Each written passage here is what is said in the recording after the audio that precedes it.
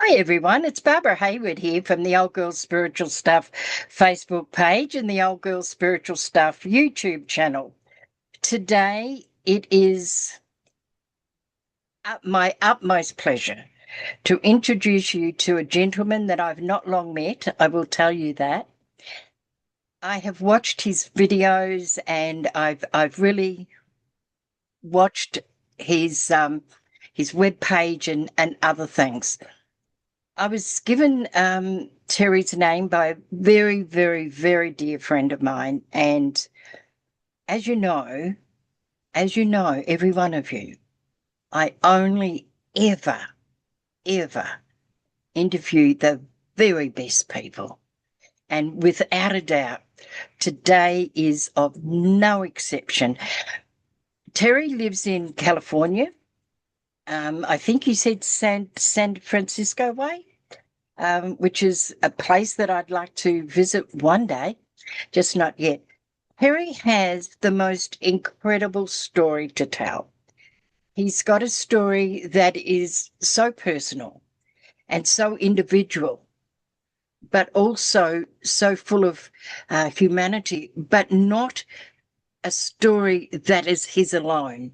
There are millions and millions out there that you will know of people who've had cancer, cancer survivors, cancer thrivers, and those who have unfortunately succumbed. So Harry's story is his personal story. And it's a story of, and we'll go into that a little bit later, because we were talking just offline and about two words that encapsulates Terry to a T. And then we'd like to talk about how we move through that and how that shapes our lives. And certainly from a male's perspective. And Terry, thank you so very much for joining me here today and being part of Global Goodness Matters, which is the hashtag, and bringing a spiritual perspective and a true story of strength, tenacity, and sheer survival at times, I have no doubt. And with that, Terry, I would like to leave it open to you. Tell us anything and everything you would like. Barbara, thank you for having me as a guest. It's an honor to be here. I love your perspective and your style. So I'm looking forward to jumping in wherever you want to have me Well, start. So let's start when you're about 18. okay. Yeah, so I was a young man who was living life on easy street, I like to say, because I was hitting all the milestones that both my family and myself had set. And things came fairly easy for me. Academics, sports, relationships, both with males and females. And so as I moved on from high school into the university level at UC Berkeley, I was the president of my fraternity when out of nowhere, this bump formed on my behind my right nostril. And that's sort of what started to change my life in a way that ultimately, as we'll get to, became a blessing. But it was a tough road at the time. So I Right. was 21 when that Oh, shift wow. happened. Yeah. That is really young. Is that an average age, or is that an unusual age for a young male to find cancer? So it's unusual, except in the case of sarcoma cancers, which is the kind of cancer I had. And sarcoma cancers oftentimes occur in young adults between 15 and 20. It's a very common age for a sarcoma to to be identified and for a diagnosis to happen. They're very difficult cancers to diagnose because they're so rare. They represent less than half of 1% of all cancers. Wow. Um, so yeah. And so this would be And I say this with tongue in cheek, please. I don't know how to say it any other way, but this was some time ago, a few decades ago. I'm just trying to be nice here. So, was the medical treatment back then sophisticated to pick it up, or the treatments were they reasonably sophisticated for the time that was benefiting you? It's a great question because back in, so that was in 1985. So you're right. I'm aging myself here, dating myself here. But in 1985, there really weren't sarcoma centers at hospitals, at Right, universities. And so when I was referred to UC San Francisco, I tell myself every day I was lucky. I was blessed that they referred me to an individual who was an incredible guy. And they tried to get to the bottom of it, but honestly, my pathology had to go from lab to lab. So it ended up at Walter Reed in Washington, D.C. before they right, actually got the diagnosis. And that took 5 weeks from the pathology to actually get a diagnosis. So again, that's why I say I'm blessed. I think the markers for it, the sarcoma centers that exist today, the pathology work that they do, they can identify it much easier today. However, sarcomas oftentimes occur in the extremities, the arms and the legs. And so you don't typically find one in the head and neck. I think that was part of why mine was also challenging. right. And so once you were diagnosed, then the journey of operations and recoveries and refinding out that not everything worked. And so what sort of time frame are you looking at? So we've got 21 when you were diagnosed thereabouts. So, and you have had multiple operations. Like I Yeah. think it was around over 30, wasn't it? Yes. 33 Yes. or something around there, an immense amount of operations. And so was that what sort of period of time was all that over? Yeah. So when they diagnosed my cancer, uh, they basically thought that they caught it early. And so the protocol at that point was referral to UC San Francisco to a head and neck surgeon who specialized in just those types of issues. And they basically did some surgery that I walked away from, Barbara, looking like I had before. They cleared the margins. They said, hey, we caught this early. We're pretty sure we caught this early enough. It hasn't metastasized. We can send you on your way without further treatment. No chemo, no radiation. So I go back to living life on Easy Street pretty much for 6 months. But at 21, you're also invincible and you believe you're invincible. And so I didn't think or worry too much. And then it was 6 months later when I had the recurrence where, the major procedures began. And over the course of about 5 or 6 years, I had those 30 procedures. Wow. Yeah. So that took up your whole life, didn't it? Uh, uh, Yeah. for Became that. my purpose. Yeah. Yeah, yeah. Um, we have a saying in Australia and New Zealand, as you know, I'm an Australian, I live in New Zealand, is that you're 10 foot tall and bulletproof. And so and all young people should live like that Yeah. because they're the inquirers, they're the investigators, they're the people changers, they're the curiosities around. That's what youth is all about, is to get in and damage things and be 10 foot tall and bulletproof. Um, and so while all this was happening in your life, which was traumatic enough, what else was happening in your life? Did you solely focus on that? Did you have relationships with females, and what else was going on in your life? Yeah. So at the time, I had a girlfriend when I was diagnosed. Um, Unfortunately, it was pretty much too much for her to handle, so she exited the picture. As I was faced with facial disfigurement, everything changed, right? Appearances matter so much at that age, and suddenly I felt like everybody was looking at me differently. Now, that's something that I think we oftentimes believe ourselves when in reality, people aren't necessarily looking at you differently or noticing you, but that's the way it felt, right? Can I And tell a so, little yeah, story? Can I just interrupt and tell a little story? I'm going to be shot for this, but many years ago, my lovely husband has got incredible varicose veins on his legs. They're the worst I've ever seen, and they're really horrendous. And so he always wears jeans. And as you know, in Australia and New Zealand, we have really hot weather, and he's yes, suffocating in jeans. And we went away. I was doing a seminar, and we stayed at this lady's place, and she said to Den, "Go and get your jeans on. It's far too hot." No, no, I never wear. No, go and get your shorts on. Oh, I never wear shorts. I never wear shorts. Ah, she said, "You've got varicose veins that are really bad, aren't you?" Can I tell you, I used to be like that. But I'll tell you something. People actually are so involved in what they look like, they haven't got the time to see what you look like. So he that's, went, he went and put his shorts on and worn shorts ever since. And he and was that's liberated. He and was it was liberated by totally that liberating conversation. because that's the truth.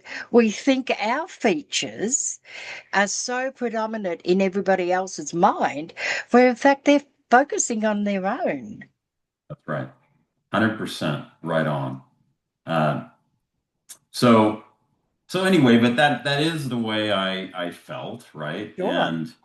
And I think part of that was precipitated by the fact that when I left the hospital for the first time, looking very different than I did before, when I got to a public environment for the first time, because in a hospital they see everything, so people don't really look at you differently.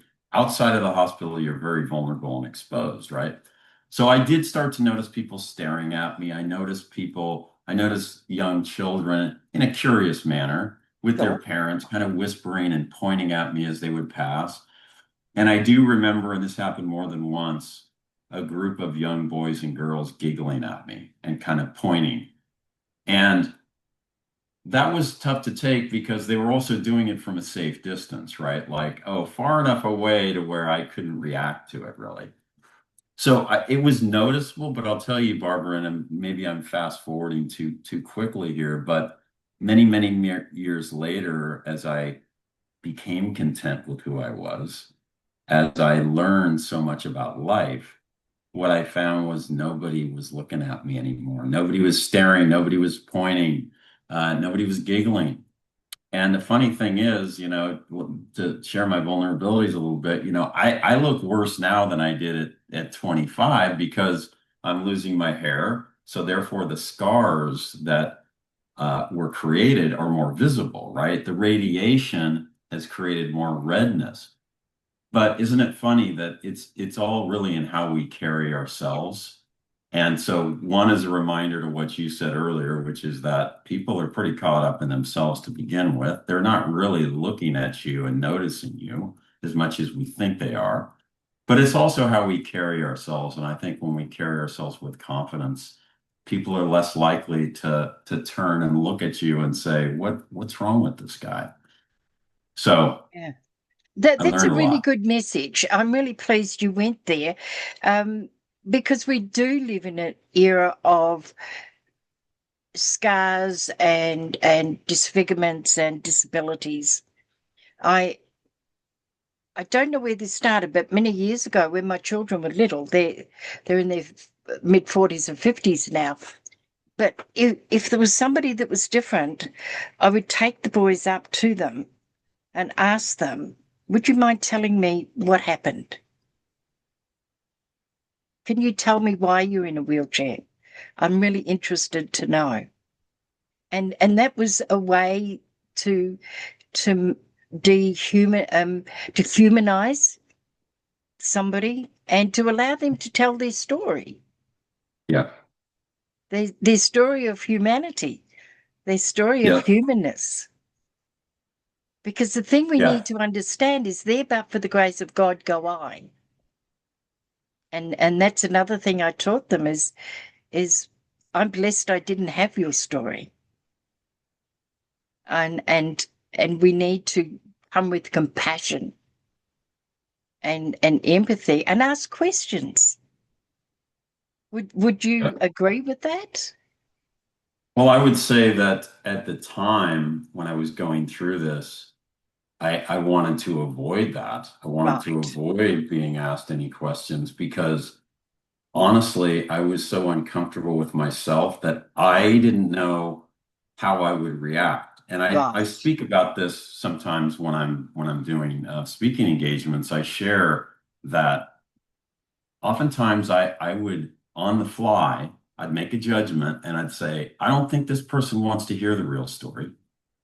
And I would make up stories, Barbara. I would tell tall tales. Oh, And great. and I was sort of doing it because I felt I made the judgment that I don't know that they'd be comfortable hearing the gory details of what happened to me. Um, but sometimes people would say, were you in Iraq? Were you blown up by a bomb? I had a lot of that. Or were you in a car accident? So when they come at you straight on like that, I would usually use that as a moment Yeah. to teach somebody that, not all things happen the way we think they do, right? Because that's what people thought. Oh, you were in a car accident. Oh, you were blown up.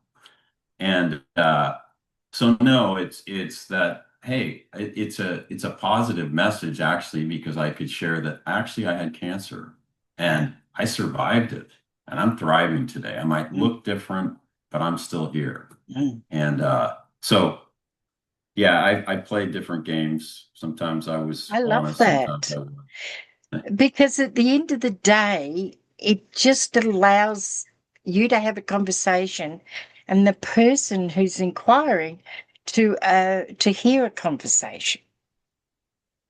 Because I remember my brother and sister were having an argument, and anyway, my brother threw something at my sister. He ran out of the door. My sister No, my sister ran out. She closed the door. He ran and ripped all his arm open and had to get all these stitches. I said to him, what a great story. Now, we live in Australia, you live in Melbourne, and we have white sharks. You fought a white shark. Go and tell them whatever you like. Yeah, but So in there, we did diverse. But I think that's really important. And what you've been saying is incredibly important because I would love to have this subject that is a lot of it is taboo to outside people. It's not taboo in our family relationships because these things are normally conversed. But to hear your stories of coping and learning and changing with your circumstances as an outsider, we don't often get to hear this truth. And the truth is what matters. yeah, I mean, so during that time, when you asked, was I just focused on surgery? Um, I would say one of the blessings I had, Barbara, was that I was somebody that was very focused and goal oriented. So I actually chose to be as busy as I could. I didn't want to just dwell on my illness, right? I wanted to have goals and aspirations and keep busy so that my mind wasn't clouded with worries and anxieties, right? About what I was going through. Uh, so yeah, that was a big blessing for me that I have always had that ability to focus and set goals. And as you know, I mean, when you set a goal and you achieve it, or you have a challenge and you set uh, a way to solve for it, when you achieve that or overcome that, um, it actually helps you start to believe in yourself again. And that helps to rebuild confidence because honestly, that's where I was, right? I was losing confidence, losing my self-esteem. And I instinctively knew I had to figure out ways to bounce back from that. I just didn't necessarily know how. Things just sort of evolved. So, one of the areas we've not touched on, which I would like to touch on, because that gives us an idea of who you were and how you became who you were, because the mindset in that time would have been very up and down. It would have been very sad, very questioning the why me, and the very positive, I've got this to work to and that to work to. How did your mindset change? What changes around that time did you notice that held you in good stead for later? Yeah, I think one of the things that I did take notice of was that I always focused on gratitude, right? So when I woke up from the surgery where they removed half my nose, the shelf of my right eye, the muscle and bone from my right cheek, part of my upper lip, part of my hard palate, six of my teeth, when I woke up, I was grateful when I learned that they had saved my eye because that was at risk. And I'll never forget thinking that because I thought to myself, wow, that's great that I can be grateful at this stage when I'm facing something that's life-threatening and disfiguring. And so I think gratitude is something that when you practice gratitude, it leads to a positive mindset. And so I think that maybe I was always somebody that erred on the side of positivity as opposed to negativity. However, I think when I learned the power of gratitude, I learned that it really helped put perspective on things and helped me realize how much I had to be grateful for. And that helped me think about life in a more positive way. And if you combine that with prayer, which gave me courage and strength and hope, it was a great recipe for me. And so, to your question, I'm trying to get to the answer. The answer is that I had some foundational elements of faith. I had some foundational elements of positivity, but I think my experience helped me sort of put things into perspective and say to myself, wow, I really need to reinforce this behavior Right. so that I can help myself get through this and And not fall back. if you were to look back over that time, what would be the other than your parents and your friends and family, but what would be the biggest strength that got you through?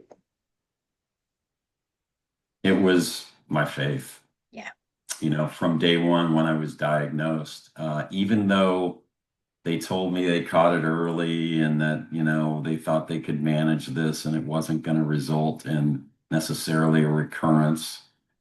I still remember driving home, and the first thing I did was I prayed. I prayed for strength. I prayed for courage because I wasn't scared at that point, but I didn't know what lied ahead of me. And so I always prayed for, hey, help me get through this if I start to stumble. And and that was a source of great hope for me. Um, and I think really quickly, the second thing was that I was blessed to be referred to this surgeon that's just this amazing guy who was incredibly confident. He was incredibly competent, and he instilled hope in me. So he was this incredibly positive guy. And regardless of whatever the outcome was of my situation, the fact that I believed in this guy was really critical because that gave me hope as well from someone who is here on earth. Yeah. And the great story there to finish is that this individual is in his later 70s now, and we see each other every Sunday. So Wow. even though this was 40 plus years ago, we are friends and we cry together and share together and an And break amazing bread guy. together. Yes, we have. Wow. The As you could tell, I've just become a tad emotional. That just really touched me. While you were talking, I was thinking about my doctor. This is what I'm saying. Not everybody focus in on everybody else. And I have a German doctor in New Zealand, and she's the same thing to me. She's my hope. She gives me this, and it's just an essence. It truly Yeah. is something. And I've had been shared with a few doctors over here, and I had when I first came here, I got a guy from Finland. and he was just the craziest guy, and amazing. And I trusted him implicitly. And he came here, believe it or not, for the surf. He was a surfer doctor. Yeah. And when his time was up, he had to go back. And I have a doctor like that, which is really good at the moment. Now, you've mentioned a couple of words that I'd like to expand on, if you don't mind, because to me, this happened 40 years ago for you, thereabouts. And we live in a world today of chaos. And I'm getting a sense or a feeling that you're no different to who you are today than you were then. You're just probably more mature with it, more understanding and more aware. But you've been able to bring the same components that you was instilled. These instilled in you through your family, your mum and dad, because you had easy street life. Gives Yep. me the impression you had really great parents. Um, and so did they live in the world of hope and prayer and faith as well? They did. So they instilled that in me. That was very important to them. I think that they both endured somewhat difficult childhoods. And so I think that that became a very strong, a great source of strength for them as well. However, they were very different people. So my mother was this very, um, positive, um, extroverted person who got to know everybody in the room within 10 minutes, kind of Right. person, but she was very positive, whereas my father was more reserved. He didn't share his emotions as much, but he was my guy that blocked and tackled, right? His life was about making my life easier and whatever he could do to block and tackle to clear the path for me. And so they were both very different, and I was very lucky to have both of them. But yeah, they instilled faith in me, and that rubbed off for sure. And so we were talking before we came here today and a little bit yesterday. One of the things that I did say to you that this whole channel of mine is all about spiritual stuff, and it can come from whatever component, but it all comes under the heading of global goodness matters, because I think in this chaotic world that we live in, and it's a very unique world, and everything is in divine order. I have that awareness, and if it looks chaotic, it's divinely meant to be. So in the chaos, there's always balance. Now, from talking to you and hearing, hopefully I've heard correctly, is that faith and trust and came hope for you. And these are the components of compassion and empathy, good ethics. And we were playing around with the word non-judgmental. And I do love that, because every one of us is judgmental, every one of us. But it's whether we use the judgment in a vocal way, or whether we realize that um, we're just different. Now, when I first started this journey of obvious spiritual awareness, I needed to define what being spiritual meant. I needed to do that for my backbone. And what I came up with to be spiritual is to accept all differentnesses. To me, that's what I've lived 40 plus conscious years. And in your journey, because you've had a lot of disfigurement, um, walking a path of not the ordinary path, how much of your empathy and your love and your compassion has risen out of your journey? Yeah, so the empathy part is really where I think my purpose came in, right? Is that one of the great benefits of going through a major adversity, as you know, is that you you come out of it with a better sense of others that might be struggling or suffering, and because you've experienced it yourself. And this I call it a gift. One of the gifts in disguise that comes out of adversity is empathy. And so when I started to feel that need to help other people on their own journeys, and when I started to get the feedback that what I was doing was helping them, that just reinvigorated me more to say, yes, this is more fulfilling, that I can help other people and that I can listen more. I don't have to give them guidance or advice, but what I learned was it's really about listening and listening to the needs of others, and being able to help those that, especially in my circumstance, there's a lot of people that are going through disfigurement that feel isolated because it's not that common. And so being able to find me on the internet, reaching out to me, I talked to a guy yesterday, uh, who had major disfigurement from a sarcoma. That's a wonderful thing that I can actually give them some words of encouragement and hope, because many people aren't that hopeful. And that's because they're in the midst of their journey and it's hard to see beyond the day to day. And so to tell them that, hey, I'm here 40 years later, and this experience changed my life in a positive way. Now I am able to give back and to help other people and become a bigger part of my own community.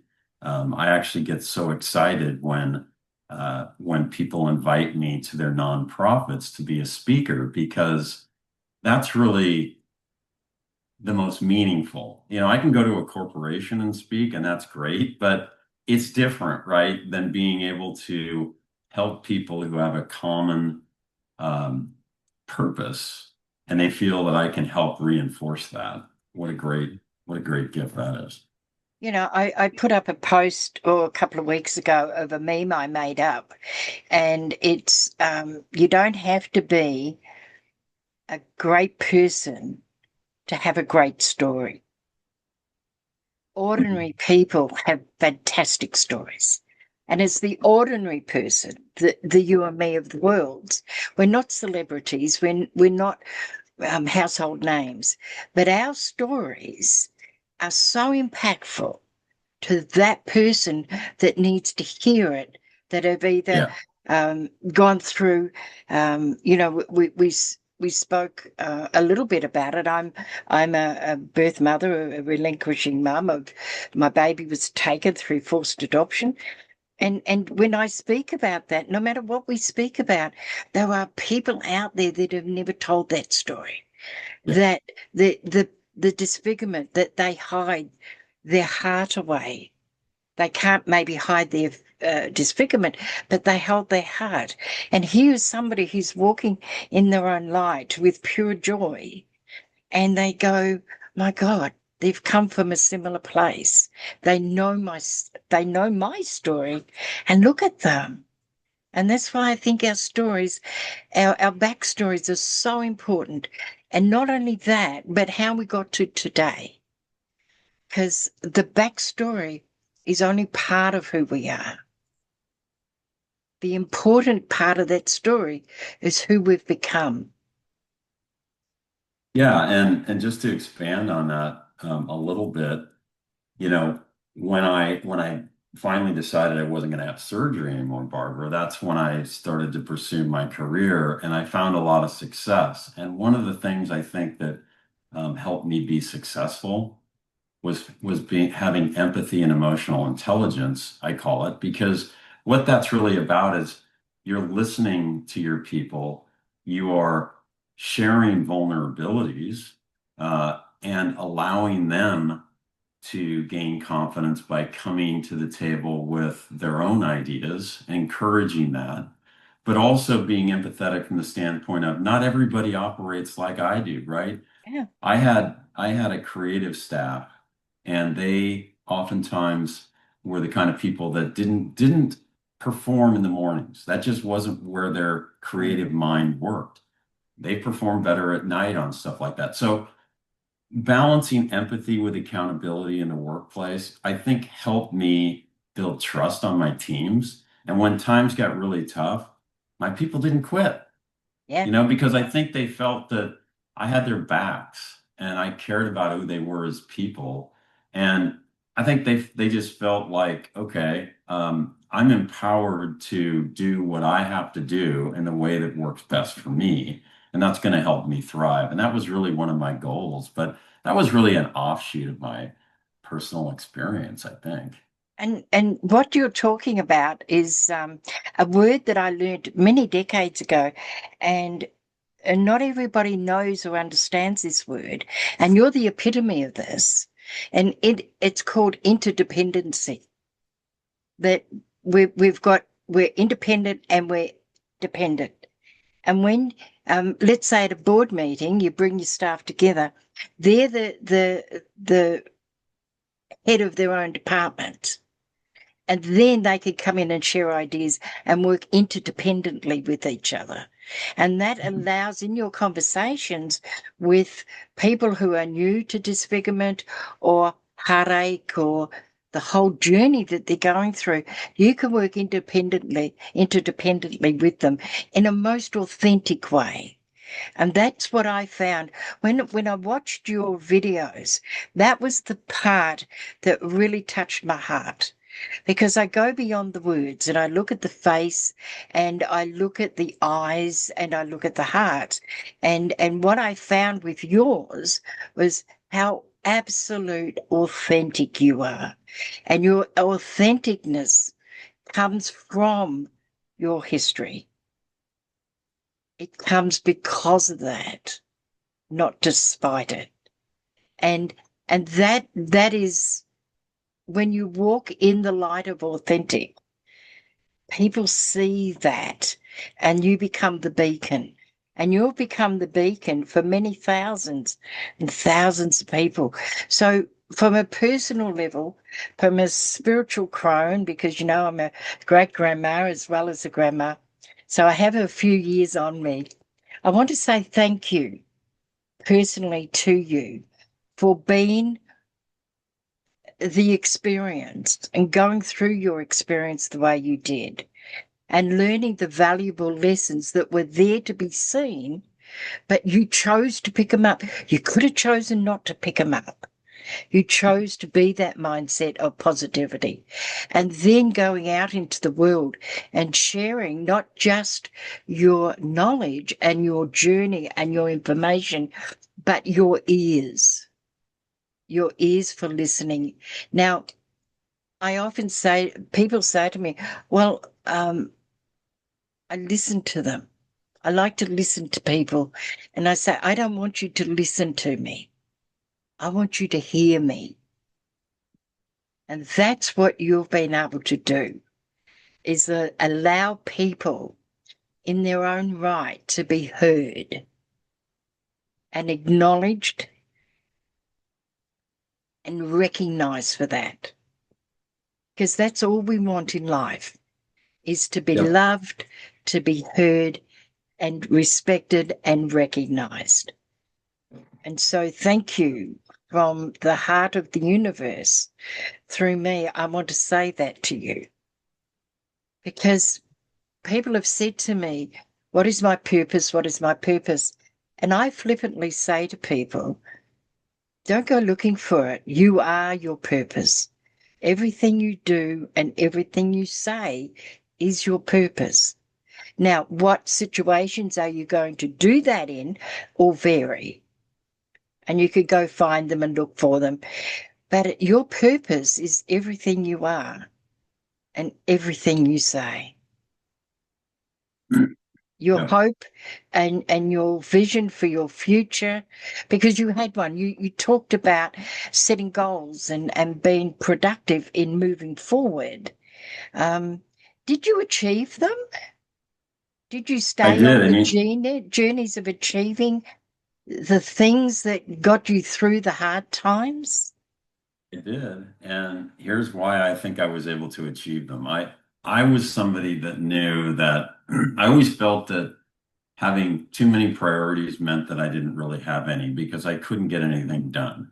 And so I learned pretty young to say, I got one personal goal right now. I got one professional goal. I don't care what my bosses and my corporations are telling me about, let's come up with 10 New Year's resolutions and we've got 5 company priorities. The fact that people couldn't even repeat them was always something that stuck in me. And I said to myself, no, I'm going to focus on one thing. So I always focused on my most pressing challenge. And what I learned was I would set goals that I thought were achievable. They weren't impossible. And the reason I wanted to set achievable goals, Barbara, was because I knew I started to see this when I achieved them. I started to believe in myself.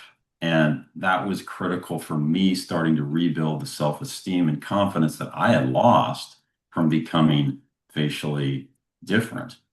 And so that was really the key for me in starting to feel better about who I was as a person and believing in myself. I'm going to put you on the spot here, and I apologize with tongue in cheek for that. Um, is there 5 things that you can think of that got you through? And because your hard times were not just those 5 or 6 years, you had other hard times and times when it was quite despairing. So, what would be 3 to 5 things that you could give our wonderful audience? Pearlers, that can be one word that got you through that they might like to hold on to. I would say that one was surrounding myself with a team of positive people, which isn't always easy. Sometimes you have people that bring negative energy. You have to actually make tough decisions and find ways to separate yourself from toxic negative energy. So surround yourself with positive people. That's critical. Um, Set goals, set objectives that aren't too many, not too many priorities. Set single things that you think you can achieve, makes you feel better about yourself. Practice gratitude. Doesn't matter how bad our lives are, there's always a million things to be grateful for. Um, and I would encourage things like for people to try group therapy for their particular situation. If there's a group out there that maybe you can start to talk to in a way that helps you find courage to share your own vulnerabilities. Um, that was really liberating for me, Barbara. That really helped me grow. And then positive imaging and visualization, those are incredibly powerful tools. Thank you so much. I when I was going to interview Terry, I had a coffee chat with Terry yesterday, and I had in my mind where I would like this to go, and I think we didn't go anywhere where I wanted it to go, and it went everywhere it was meant to go. Terry, thank you so much. Thank you for being your truth. Thank you for walking in the light of truth. And thank you for being the advocate of all good things through the mindset of looking for the good and finding the good. You see, the mind can only think of one thing at a time. You can't have opposing thoughts in your mind. And that's the thing, you can choose what you can put in your mind. You either can choose to think negative. It takes a lot of work to do that, by the way. Or you could choose the opposite, but you can only hold one thought at a time. I want to thank you for persevering in the unusual world that you've lived to come to the place of being the teacher of past experiences. I want to say thank you so much for sharing your story to the thousands that you do, to be the word that you know is the truth. And the last thing I'd like to thank you for is, everyone out there, at the beginning I told you something. I told you, I absolutely told you, I only ever interview the very best people. And wasn't it true this time as well? Terry, thank you so much. Now, where can people find you if they want to communicate, get your book, get your video, whatever they want to communicate you with, how can people find you? Yeah, first of all, thanks, Barbara, for a wonderful platform that you provide for so many people. So, right on, you're doing a great thing. I appreciate just being a tiny part of it. Yeah, so people can find me on my website, terryhealey.com. You'll find my information about my books, my speaking, videos, etc., resources as well for people that are looking for specific resources around um, facial differences, for example, as well as many other support organizations. So yeah, and from there you can find all of my social And handles you're on LinkedIn, Terry on Healey? LinkedIn at Terry Healey and Instagram. Those are probably the two most common ones that I use. Good. And Instagram is Terry Healey US, since I'm not in, which is fortuitous in this case because I'm not in New Zealand or Australia. Although I've been there and they're both beautiful places. Yeah, a really interesting story. Where I live in Gisborne, you only ever have to go to Gisborne to get to Gisborne. And we spoke about this because it is such a difficult drive to get here because we're surrounded by gorges and ranges and very twisty and windy roads and we've got the ocean at the front of us. And so we've got three sides of ranges and you came in by cruise ship. I think that is hilarious. And so thank you for that. I felt very akin when you said that. Terry, enjoy life. Be the advocate, be the person, be the representative of the universe, and be God's expression, expressing itself as itself. Thank you so much. And until next time, bye bye, everyone.